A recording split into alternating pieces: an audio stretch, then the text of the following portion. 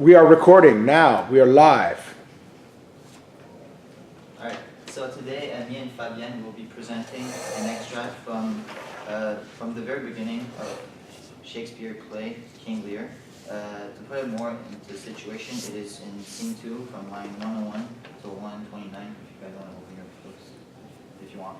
So scene 1, what was basically happening was that King Lear got into a conflict with his daughters, but more specifically Cordelia, since she didn't want to show him the fake love that he wanted to see. So what is really happening in the second scene is that Edmund is trying to frame his own half-brother, Edgar, into plotting into their father's death. So the main focus of this analysis will be on Gloucester's reaction to realizing that his own legitimate, his loving son is trying to kill him, and Edmund's kind of joy realizing that he has just completed the first task into his big master plan of killing his father and gaining his power and all of that good stuff. So we will be splitting this analysis into 2 parts. I will first be talking about Gloucester's religion beliefs and his blind trust towards his illegitimate son, and then Fabienne will be talking about Edmund's reasoning and his hatred towards just his situation being a bastard. So to start off, Gloucester is a very religious man.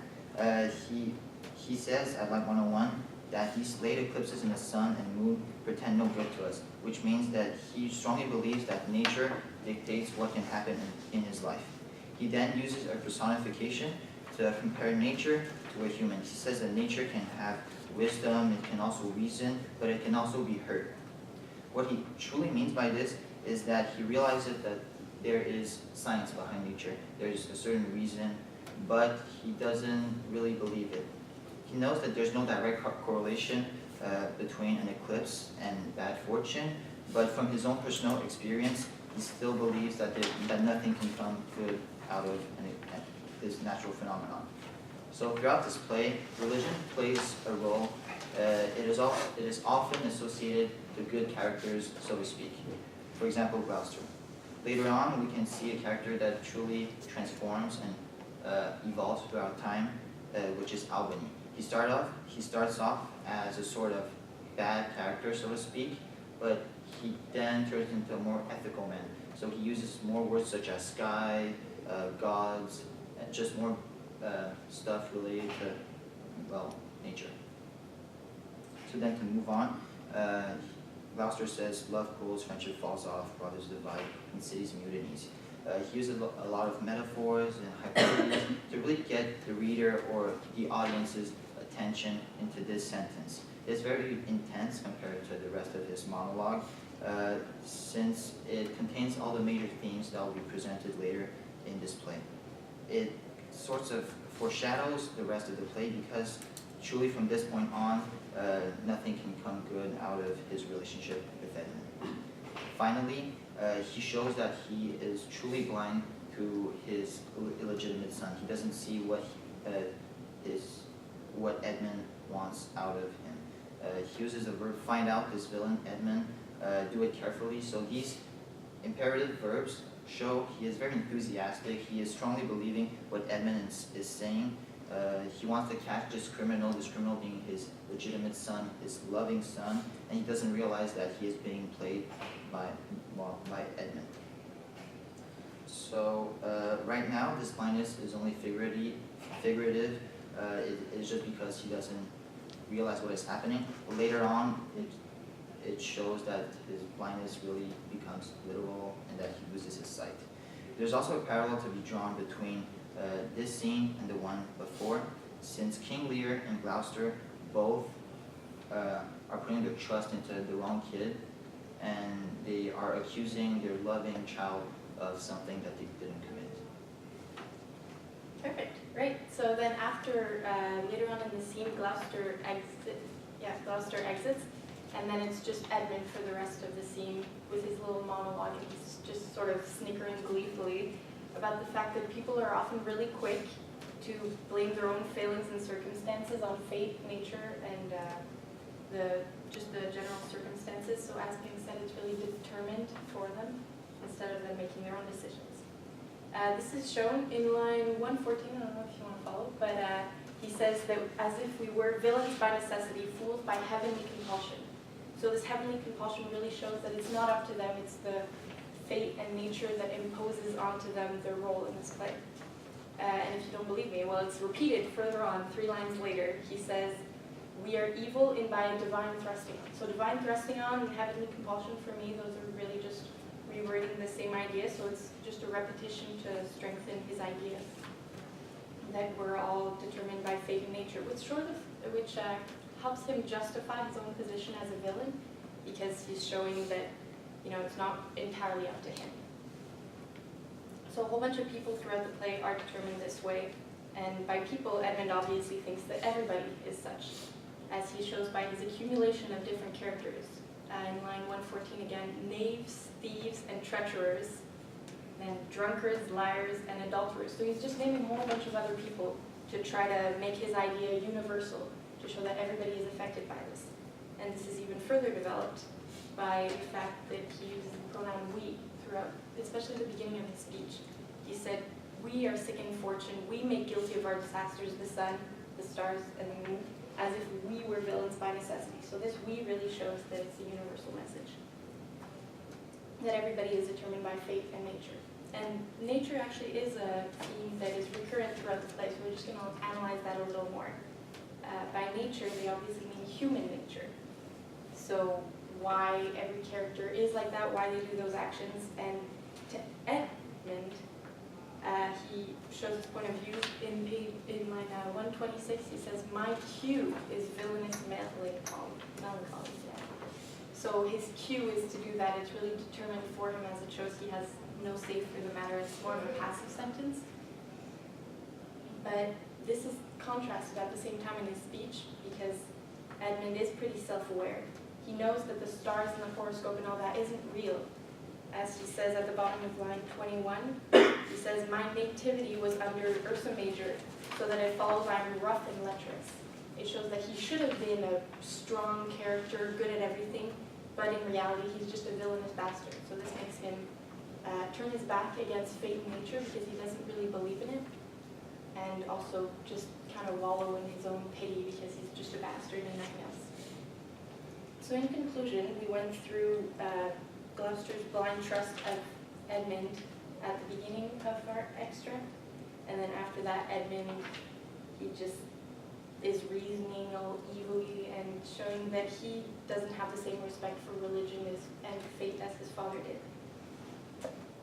So at the end, though, we are introduced with another character, which brings us the question of what are the other people's motivations in this play. Is it for a little presentation? Good. No, don't clap. No need for clapping. Yeah. Me and Lawrence are having. Laurence. What did I say? You said Lawrence. Oh, But you know, Lawrence in English it's for a man. Yeah. Me and Laurence are having scene 7, line 53 to 98. So Kent is the main character in this excerpt. As you can recall, in the beginning of the play, Truth betrayed him because he took the side of Cordelia when the two daughters, Goneril and Regan, lied in front of Lear. So he took her side and even though he was banished by Lear, he's still loyal to him. So he disguised and come back. But when he come back, there's a fight between him and Oswald. So just before our scene or excerpt, that's what is happening. And we're just going to analyze the excerpt by exploring nature with two perspectives that are opposed. Okay, so well, obviously this play, like King Lear, is very well thought out by Shakespeare when he writes it, and it's wisely structured, so everything falls into place. Like since the very beginning, like you see the end coming. And obviously it's a political play, so it criticizes royalty and social classes. but also we found that it was a very philosophical play as well. And we could see this with the conceptions of nature that are presented in this play. So we believe Shakespeare tried to capture the essence of human minds in this scene particularly. And I want to bring your attention to the well-known debate about nature and nurture. And so this is very present in the scene in our excerpt. So as you know, the word nature can mean a lot of things for Shakespeare. And I'm going to talk more about the more pessimistic view and approach. So for me, nature will mean more beastly and more like animal-like. So if you take your book, page 155, it's in scene 7, line 71. So as these like rats of bite, those cords and twain. So here the rats, it's a very like small animal, disgusting almost, and it refers to the small animality of Kent is talking to Cornwall, so he despises him and he doesn't like him. So this is how he describes him. And Cornwall also says things like this, like, "Peace, sir, you beastly knave, how you know reverence." So at line 66. So each other, they like attack each other with the beast reference. Also, I say it's a philosophical critic and kind of conception because it's similar to Thomas Hobbes' view. Like the human nature, it's literally like when you're back to your nature, when you're pessimistic, it's like you're back to being an animal and nothing else, and you have no reason, you have no, like, you don't think, and you can see this throughout the novel as well, because the characters don't seem to think that much, they are very impulsive, so this brings us, like, this, in this excerpt, we understand this. Yeah, also, you can be either closer or further from nature. So this is what they're trying to make us understand, because they attack each other, and in this in this like debate, we understand that when you're closer to beast, you are lower in the social rank. But in the end, like even royalty can be down, and like Kent, an honest man, can be up. So it's like everybody can be anywhere, and social class is nothing. So Maya is going to introduce the second view of nature. My conception of nature is more like the truthful it is, truthful the characters are to themselves and to their beliefs, the closer they are to their true nature.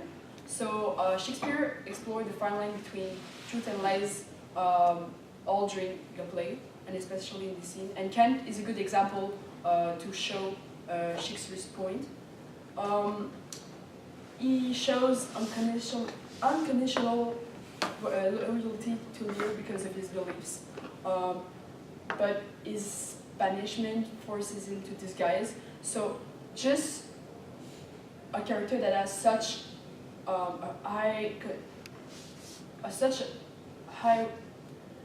that wants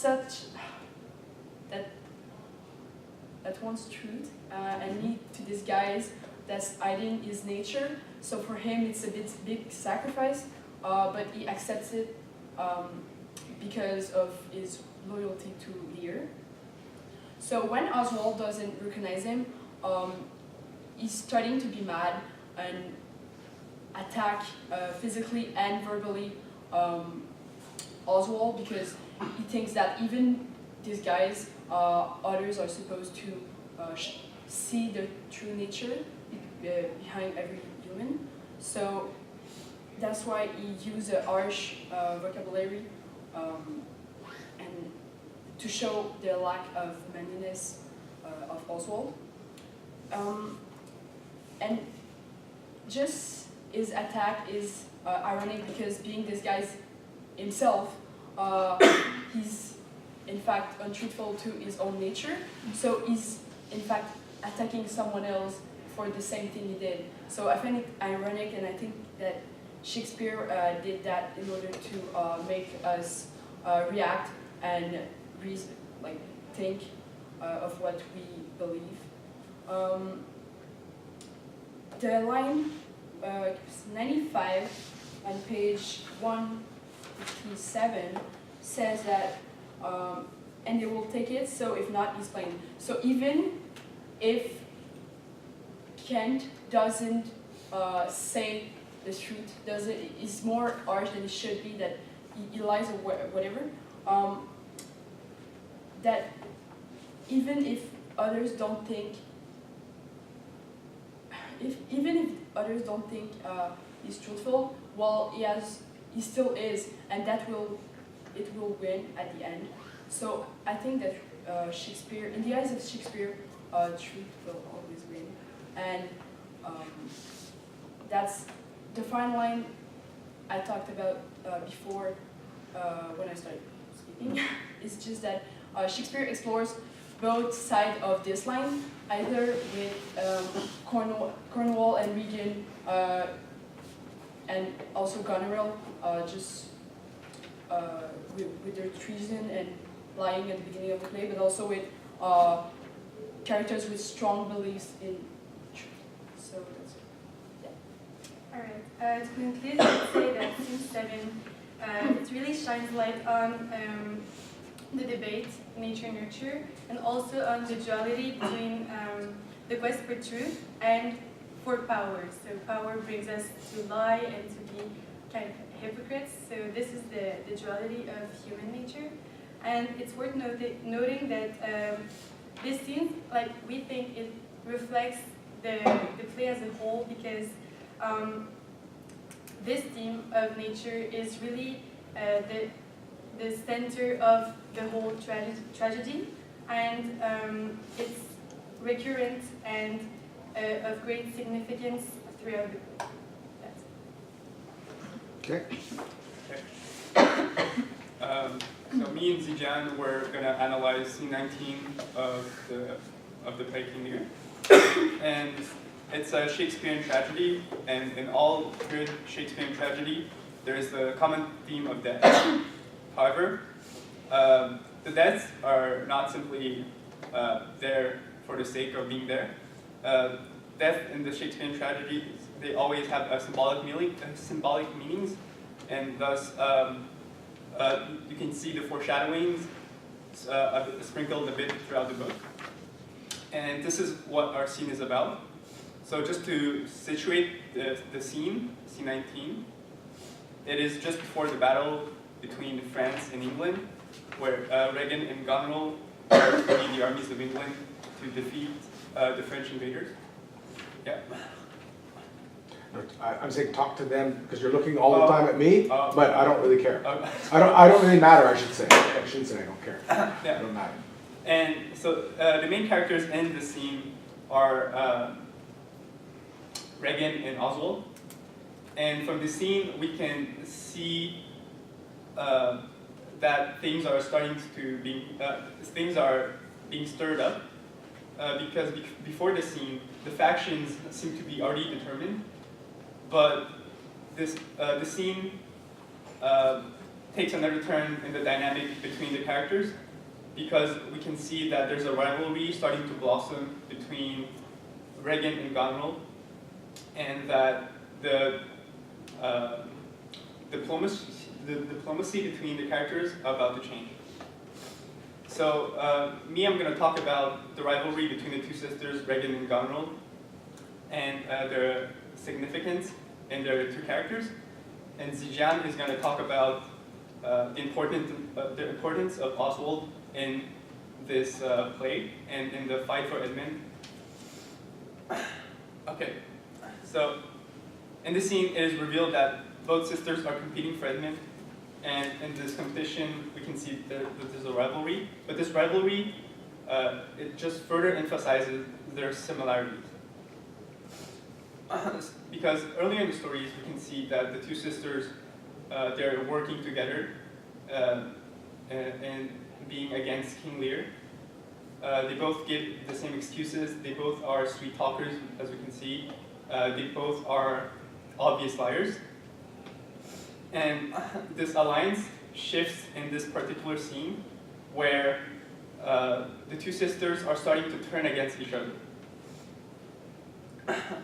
And even in this rivalry, they are still complicit, because in the page 229, sorry, line 25, Regan, she talks about Goneril. She says she gave strange ayads and most speaking looks to noble Edmund. And it stems from the concept that fakes see fakes, and that only a person in the crime would see another person that would be involved in the crime, and the fact that they're both seeking to get the hand of Edmund.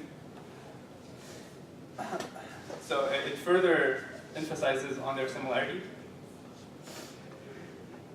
And also, for further similarities, we can see that their love for Edmund is not true, and it's more of a, it stems more from greed and from lust than from true love, because nowhere in the scene or in the play, is Edmund represented in a positive light. Edmund is in fact the villain of the play, and we can safely assume that both sisters are looking to are seeking a relationship with Edmund only because of his looks. And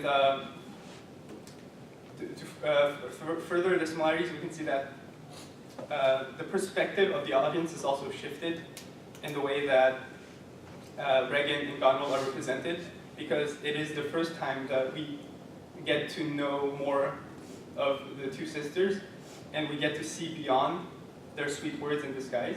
It is the first time that we can see that one of the sisters, she's reaching out to start a plot with Oswald, and she's reaching out to betray her sister. So I'm gonna leave the mic to Jack to talk about Oswald and his importance in the band. So, on the other hand, Oswald, despite being a very marginal character who have only had a few appearances during the play, he gains importance in this particular scene. In fact, he's the key characters between the relationship of Goneril, Regan, and Edmund. He plays the key role of messenger between them. So the role of being a messenger, it kind of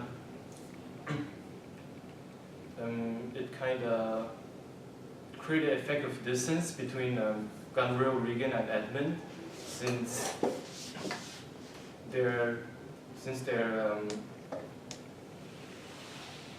they expressed themselves through another person, that is Oswald. It kind of symbolized a lack of sincerity inside of this relationship. So through the way of addressing to Oswald, Regan also shows her hypocrisy. In comparison with her way of treating servant in the past scene, such as in scene 14, where he calls the servant dog. In the scene 19, she almost lowered herself to the same level as Oswald. In fact, she uses expressions such as "loves thee much" to obtain the favor of Oswald, and thus obtaining information and the letter from Goneril to Edmund. On the other hand, in scene 19, at the page 229, line 26, Regan says, I know you are of her bosom. this line have a very particular effect on the readers, since Regan is using the pronoun you instead of thou, which is a form of respect towards Oswald.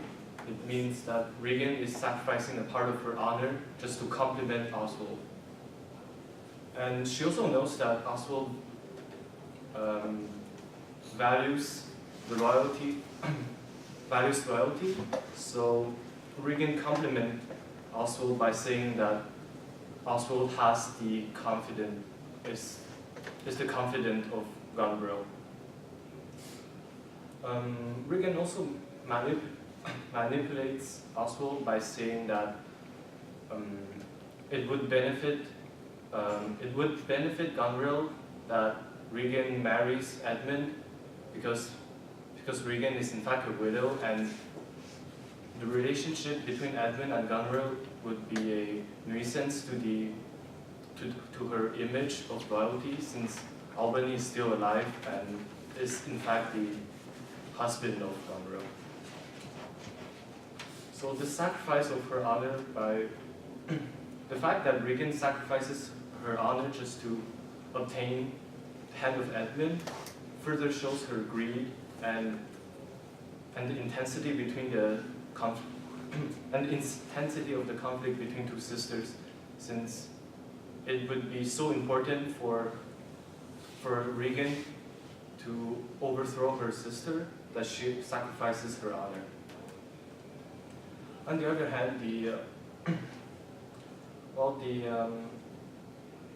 the attitude of Regan is also shown by the replies of Oswald, since in the same scene at the line 6, Regan asks Oswald what might import my sister's letters to him. Then Oswald addresses Regan as lady, in comparison of the use of madame in the previous replies. This shows since madame is a more formal and respectful way of addressing, and ladies' way is more intimate. This might mean that Regan is almost pleading Oswald, and Oswald is realizing that he has the dominance in this relationship. Thus he uses the word lady, which is less formal, to show his superiority at the moment. I'm just going to wrap it up.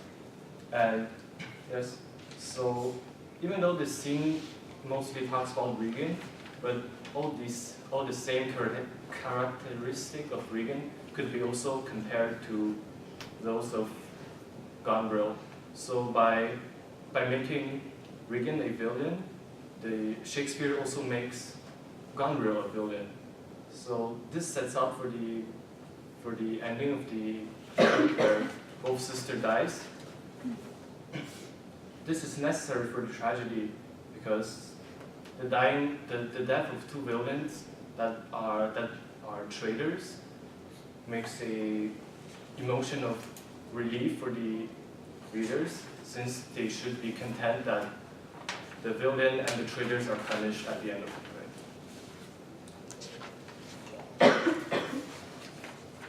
So we're going to talk about scene 21. So scene 21 is basically marked by the reconciliation of Lear and Cordelia. So as Lear comes back and wakes up from the madness, the storm that he has been through for the previous scenes, he meets for the first time with Cordelia since he disowned her. So we found that it was marked by the sacralization of Cordelia, and that this sacralization contrasts with Lear's newly acquired humility. So Shakespeare illustrates this effect through the use of powerful imagery and spiritual references, as Cordelia empathizes with Lear and condemns the treatment that he has received during the storm. So you can open your book, lines 34 to 36, scene 21. Here Shakespeare says, Lear says, my injurers means dog, though he had bit me, should have stood. No, Cordelia says, pardon me. Mine injures means dog. Though he had been me, should have stood that night against my fire. This allegory reflects Cordelia's maturity and pity for the king Lear in his old age. By comparing her father to a dog, she represents his vulnerability, and she condemns by the same token the treatment of her father by her sisters, and thus he must. If Lear is dog, then he should not be blamed for his act. Thus, he should be nursed and taken care of. And the allusion to though he had bit me, as caused Cordelia, it is a reference to at the beginning of the play with the love test. Lets the audience knows that Cordelia respects more her father than she loves her bride. So without forgetting the initial action of her father, his cupidity, she is able to see through his wrongs and express genuine love for her father. So she sees that he is old, he is not perfect, but he is her father despite all of that, and deserves care. The importance that is given to family in the scene contrasts with the rest of the play, where the emphasis is put more on a service to the state. So this act of compassion and love also orients the bond that the audience develops with Cordelia, and the fact that it's an isolated event, that it doesn't recur much in the play, really puts Cordelia in a beyond virtuous character place. So, in the line 70, page 250, Lear says you have some cause, they have not, whereas Cordelia replies, no cause, no cause. This representation of Cordelia demonstrates how starstruck is King Lear to Cordelia's care. King Lear, in this passage, accepts the fact that Cordelia could treat him whatever she would like because she has the rightful reason to do so. However, Cordelia reassures him that there is no such thing on her mind, and that her gentle word increase the pathetic tone, which means to express pity, tenderness, etc. She remains calm and composed, although her rejection of her father would be totally appropriate. Cordelia opposes him to the statement said by Lear, no cause, no cause, is presented through the book is surprising to the eyes of for example, a Christian audience. It would just only depict her as a godly figure, like the forgiving father. So in a time where religion occupies an important place in social hierarchy, this representation of Cordelia puts her in a place of authority and credibility. So Shakespeare can use her to pass some moral ideals. For example, when she speaks around line 66 about the struggle, about how she's proud to be, like she doesn't try to deny the fact that she is his daughter. Shakespeare indirectly critiques the court's treatment of elders that happen to be like Lear in a position of vulnerability. Yeah. It's so hard. It's hard for English speakers. Vulnerability. You want to go fast, but you really have to slow it down. Okay, so in a place of vulnerability. Vulnerability. Oh, okay, it's the ra. Okay. It's the ra. Vulnerability. Yeah. And the thirst for power, well, that follows, and the advantage that could be taken. Another moral lesson would be that grown children should still care about their parents, in general. So this ideal relation with family is also presented in the Edgar's treatment in the blind Brewster's scene. But since Cordelia is unaffected by the rest of the plot.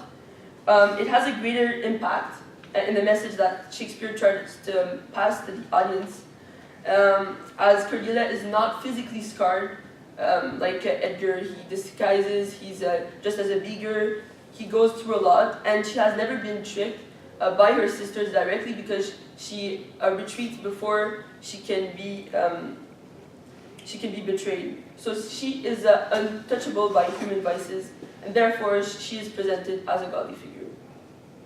So, around lines 43 to 46, Lear says, "You do me wrong to take me out of the grave.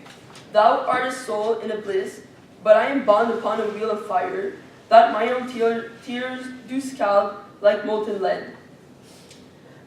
In this passage, we can see that Lear's vocabulary revolves around death. He is not enthusiastic about his newly acquired lucidity, and would have preferred to remain mad, where he cannot feel all the griefs and regrets that he does now. We can remark that his use of grave to describe the place that he comes from can be interpreted in two different ways.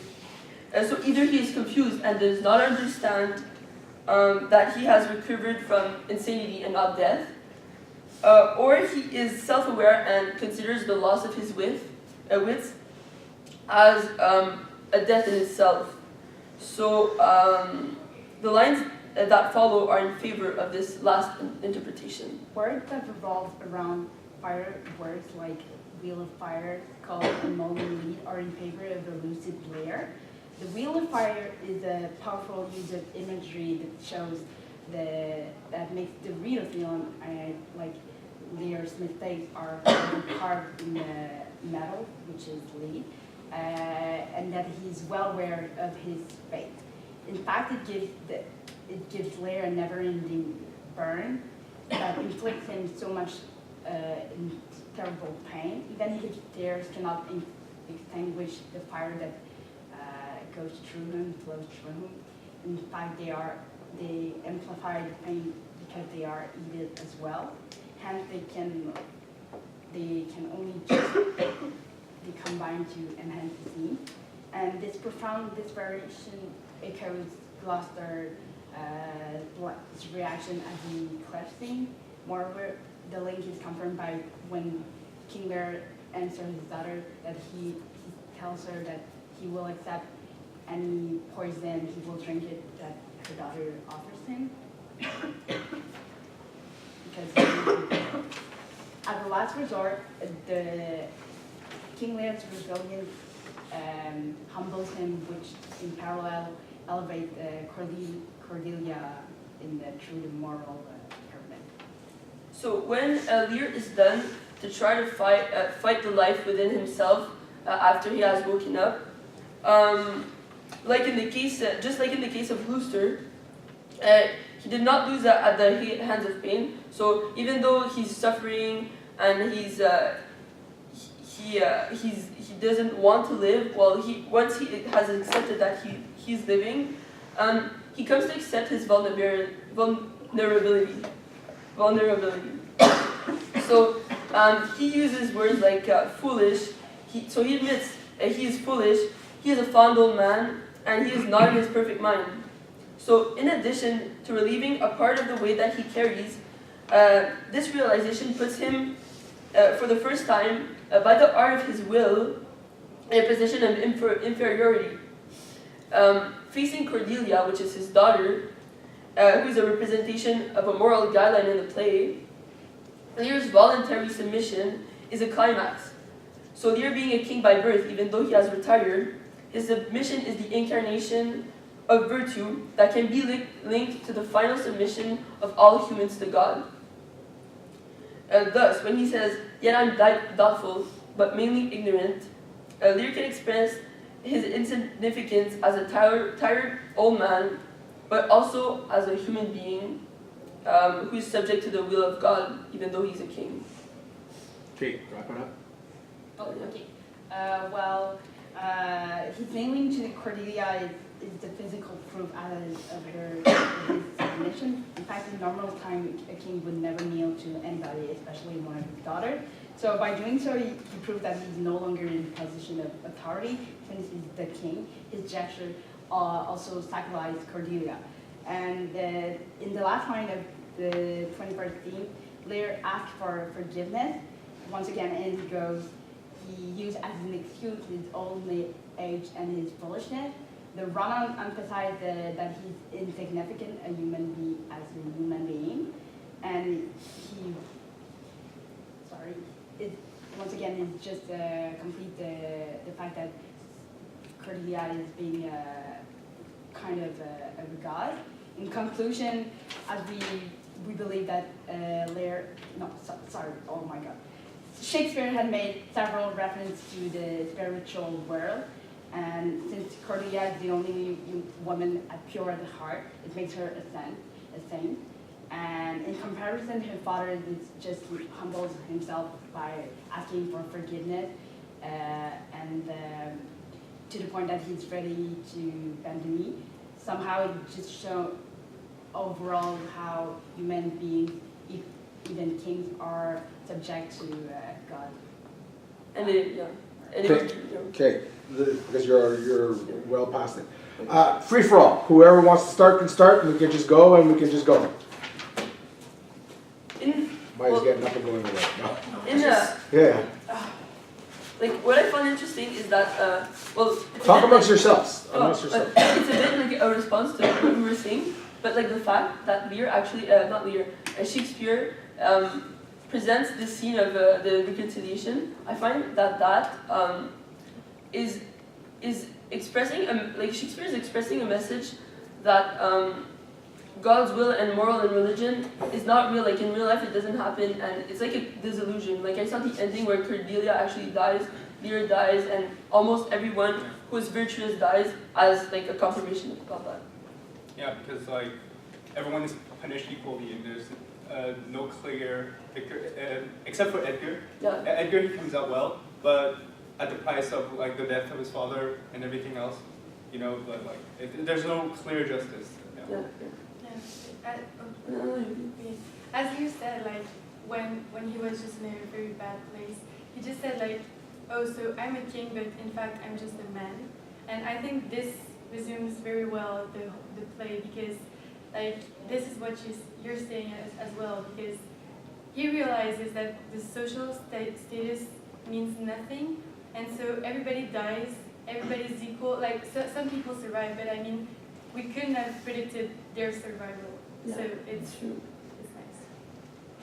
He does a lot of back and forth, I find, throughout the play. Like during our scene, Edmund says that according to his stars, he should be like a ladies' man. Mm-hmm. And then you see he's not really, but then both of the girls fall in for him, like you said. Yeah. But then at the end, it was just fake. So it's a lot of back and forth, which makes it hard to predict what's going to happen. And a lot of contrast. So like some characters that start off low in social rank will like rise up in the play and then just rise back down, and inversely. And yeah.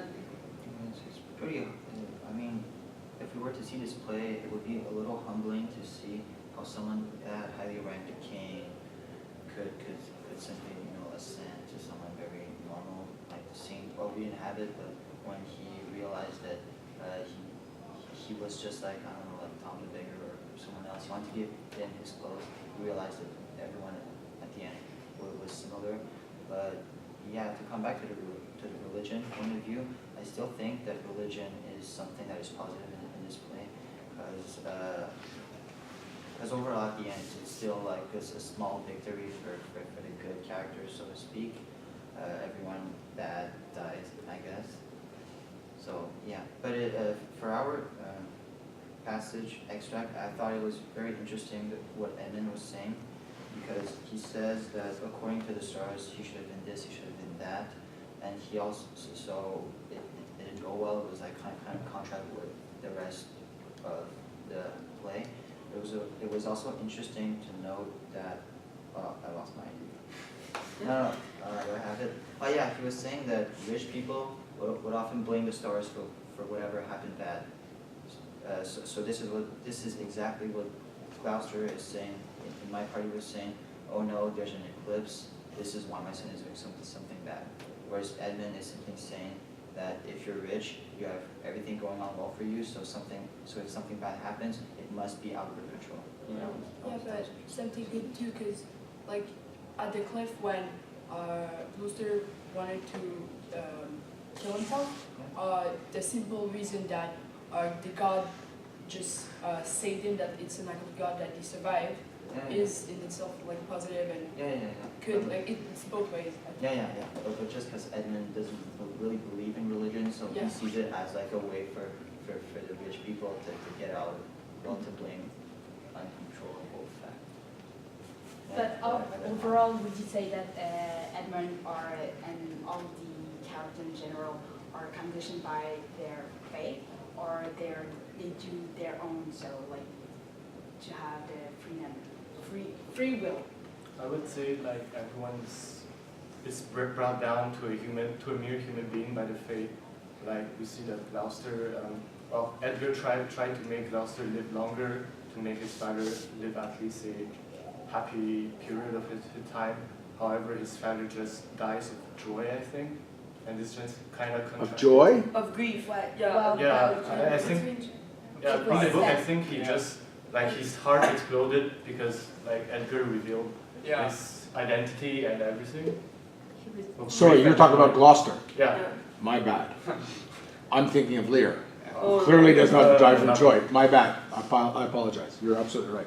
Like Gloucester is kind of still submitted to his destiny, so he still dies, and I think it's almost the same for other characters like Edmund. He still dies as a bastard, and there's no one could overcome their death. Well, I think just overall, everyone in the play that tries to go against their fate, they die. And we can see the sole counterexample to that is Edgar. He's the one that waited patiently for his ordeal to go on, and he waited for the moment to act, and that's why he got a positive ending. But for all the rest of the characters that actively tried to change their fate, like King Lear, he decided to divide his kingdom for no good reason. And there's this two sisters. They were very plotting. They were very ambitious. The same for Edmund. They all got a bad ending in the end. And with Edgar, there's also Cordelia. She accepted her banishment and she went away with France. And later on, although she didn't live, but she still got her sort of redemption, her sort of justice attributed back to her when her father excused himself in front of her, and where she got to be depicted as the saint of the story. But when you mean that all the characters that try to not follow their fate die, what about Edmund? Because I'm thinking about Edmund, who does say that he is bound to do bad and to be a villain because he's a bastard and the stars align and everything. But he does not try to directly oppose to his faith until his dying. Like he already knows he's gonna die. So. Well, I thought that was more of he was kind of mocking the stars. Yeah. I didn't think he took it seriously, because he knows that the other rich people, they take the religion and superstition very seriously, and he was kind of, in my interpretation, I think he was mocking their sort of their superstition and their beliefs. So it wasn't a redemption moment to redeem himself. Oh, he didn't redeem himself. He died. Well, Well, sometimes you just say confess all your fault before dying, because you know that sometimes will help for the judgmental way. Yeah. It's redeeming your reputation. Yeah. Well, I guess he tried to do that, but yeah. Okay, I would say like he tries to go against his fate because he's a bastard, as he said, but he tries to go up in the social rank. Like he plots against everybody, against like the rich and the powerful, and like so this is in fact going against his fate. So in the end, he dies because of it. So I okay, that's it. It's a good argument. I think. That's it. 50 minutes.